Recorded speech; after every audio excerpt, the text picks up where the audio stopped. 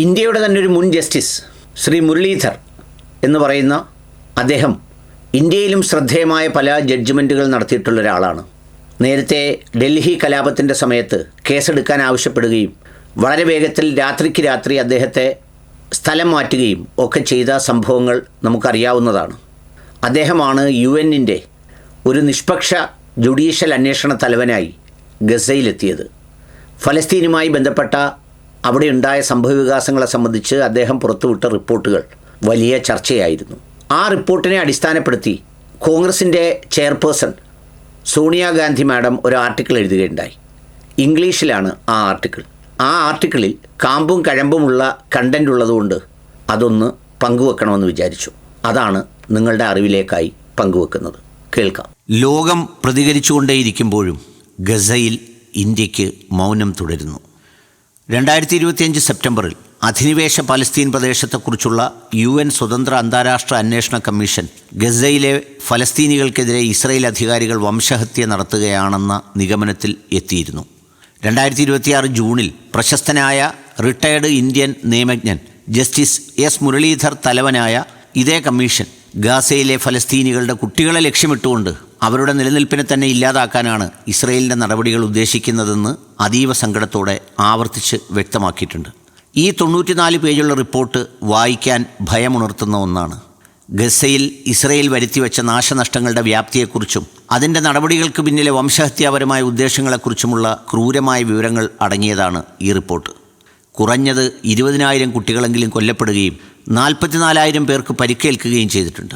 ഇതിൽ പലരുടെയും പരിക്ക് ജീവിതകാലം മുഴുവൻ നീണ്ടു നിൽക്കുന്നതാണ്. കുട്ടികളെ ലക്ഷ്യമിടുന്നത് യാദൃച്ഛികമല്ല, മറിച്ച് ആസൂത്രിതമായ ഒരു തന്ത്രമാണ്. കൊല്ലപ്പെടുകയോ പരിക്കേൽക്കുകയോ ചെയ്തവരിൽ 27% കുട്ടികളാണ്. ആൺകുട്ടികളിൽ പലരുടെയും തലയിലും കഴുത്തിലുമായി വെടിയേറ്റതായി കണ്ടെത്തിയിട്ടുണ്ട്. ഗസയിലെ 97% സ്കൂളുകളും തകർക്കപ്പെട്ടു. ശിശുരോഗ ആശുപത്രികൾ ഉൾപ്പെടെയുള്ള ആരോഗ്യ സംരക്ഷണ സംവിധാനങ്ങൾ നശിപ്പിക്കപ്പെട്ടു. ഇത് ഗർഭമലസലിലും പ്രസവ സംബന്ധമായ സങ്കീർണതകളിലും 300% വർധനവിന് കാരണമായി.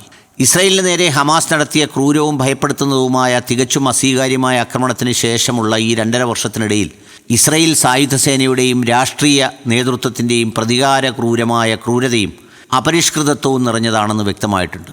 പ്രധാനമന്ത്രി ബെഞ്ചമിൻ നെതന്യാഹുവും അദ്ദേഹത്തിൻ്റെ മുതിർന്ന ക്യാബിനറ്റ് സഹപ്രവർത്തകരും ഉൾപ്പെടെയുള്ള മുതിർന്ന ഇസ്രായേലി നേതാക്കൾ ഗസയുടെ പൂർണ്ണമായ ഉപരോധത്തിനും പൂർണ്ണമായ നാശത്തിനും ആഹ്വാനം ചെയ്യുകയും ഫലസ്തീനികളെ ജീവിക്കാൻ അവകാശമില്ലാത്ത മൃഗങ്ങൾ എന്ന് അധിക്ഷേപിക്കുകയും ലക്ഷക്കണക്കിന് ആളുകൾ ഗസയിൽ നിന്ന് പലായനം ചെയ്യുന്നതാണ് ഇസ്രായേലിൻ്റെ വിജയം എന്ന് നിർവചിക്കുകയും ചെയ്തിട്ടുണ്ട്.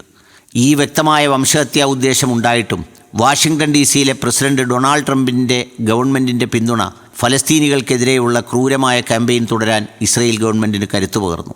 എന്നാൽ ലോകത്തിൻ്റെ ബാക്കി ഭാഗങ്ങൾക്ക് തങ്ങളുടെ മനസാക്ഷിയുടെ കുത്ത് അനുഭവപ്പെട്ടിട്ടുണ്ട്. അമേരിക്കയുടെ തടസ്സവാദം കാരണം UN-ന് കൃത്യമായ തീരുമാനങ്ങളോടെ പ്രവർത്തിക്കാൻ കഴിഞ്ഞിട്ടില്ല. എന്നാൽ അതിൻ്റെ ഏജൻസികൾ വഴി ഇസ്രായേലിൻ്റെ യുദ്ധക്കുറ്റങ്ങൾ രേഖപ്പെടുത്തുന്നതിൽ അത് മികച്ച പങ്ക് വഹിച്ചിട്ടുണ്ട്. ചരിത്രപരമായി പാശ്ചാത്യചേരിയുമായി ബന്ധപ്പെട്ടിരുന്ന പ്രമുഖ ശക്തികൾ ഫ്രാൻസ്, UK, കാനഡ, ഓസ്ട്രേലിയ എന്നിവയുൾപ്പെടെയുള്ള ഫലസ്തീൻ പ്രശ്നത്തോടുള്ള പതിറ്റാണ്ടുകളുടെ നിസ്സംഗതയ്ക്ക് ശേഷം ഫലസ്തീൻ രാഷ്ട്രത്തെ അംഗീകരിച്ചു. ഇന്ത്യയുമായി കോളനി വിരുദ്ധ ഐക്യദാർഢ്യത്തിൻ്റെ ദീർഘകാല ചരിത്രമുള്ള ദക്ഷിണാഫ്രിക്ക 1948 വംശഹത്യാ കൺവെൻഷൻ ലംഘിച്ചതിന് ഇസ്രായേലിനെ അന്താരാഷ്ട്ര നീതിന്യായ കോടതിയിലേക്ക് വലിച്ചിഴച്ചു.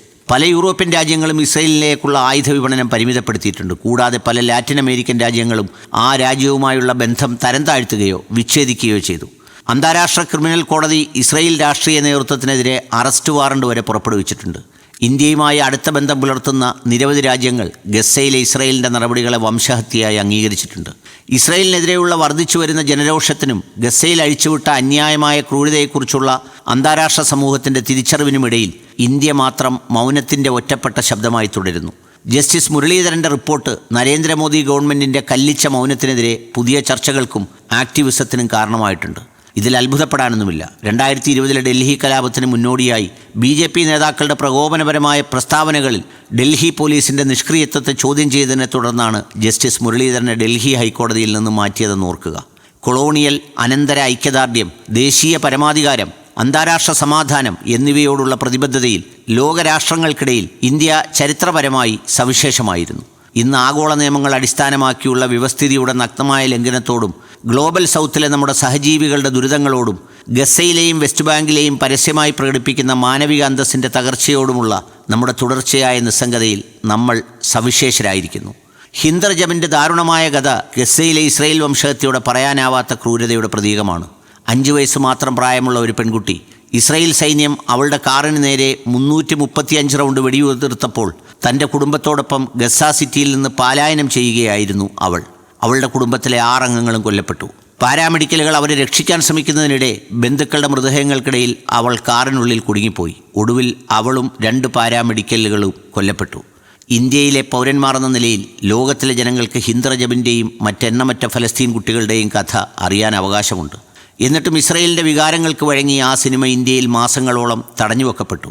കടുത്ത ജനകീയ സമ്മർദ്ദത്തിന് ശേഷമാണ് ഇപ്പോൾ അനുമതി ലഭിച്ചത്.